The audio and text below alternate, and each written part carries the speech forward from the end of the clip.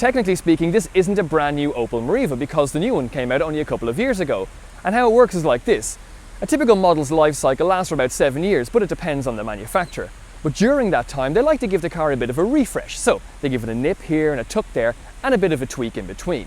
The thing is, with this Meriva, Opel have gone a long way further than that. And that's why I'm here in Frankfurt in Germany as the first Irish person to drive the Meriva to see just what changes they've made.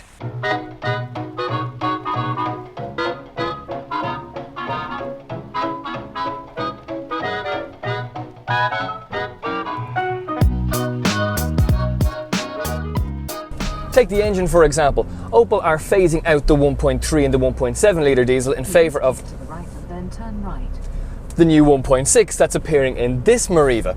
With the 1.6 litre diesel engine fitted to the Meriva, it makes it the quietest car in its class. The new engine is made out of aluminium, which means that it's lighter than the old model, more fuel efficient and more powerful. As well as the engine, Opel have also been innovating in the gearbox department as well, and they pumped 50 million euros into making sure that every gear shift is seamless. And you know what? Actually, it was money well spent.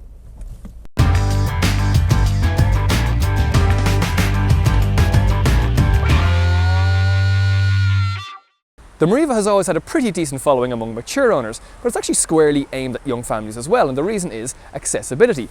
You see, the rear doors hinge from the back, which means getting children's seats in and out is a doddle. And if you do have to carry elderly passengers, there's a grab rail here, so you can just sit in first, shift your feet in, and close the door from the middle without having to lean all the way out here very easily. And once you're in the rear seats, there's tons of room back here as well, and I can slide the seat forwards and backwards to accommodate for different sized passengers. But not just that, if you're only carrying 2 passengers, you can let the middle seat back like this, very simple to fold down, and then just simply pull the toggle underneath the seat and it shifts you in beside it, giving you far more shoulder space.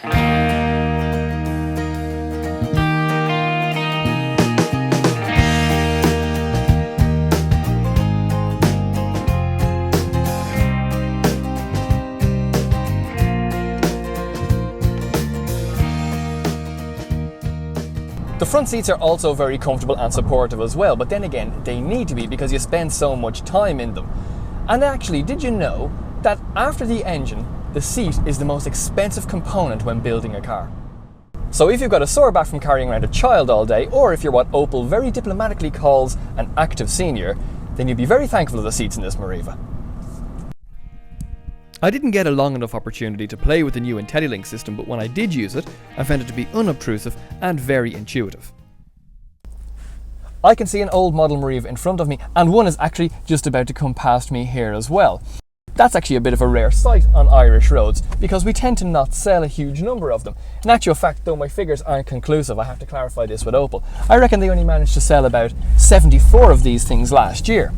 And when you put that into context against a Corsa, the Corsa sold almost 1,000 units, so it's hardly a volume seller for Opel. I think one of the main reasons why the Opel Meriva doesn't sell in bigger numbers back in Ireland is its price. Now, I'm not saying it's a rip-off by any means, but it is €3,500 dearer than the Corsa, and it gets it into very nearly Opel Astra territory, and that is a very competitive market where a lot of people buy their cars. At €21,000, you are getting a lot of car for your money, but there's also a lot more choice at that price point as well.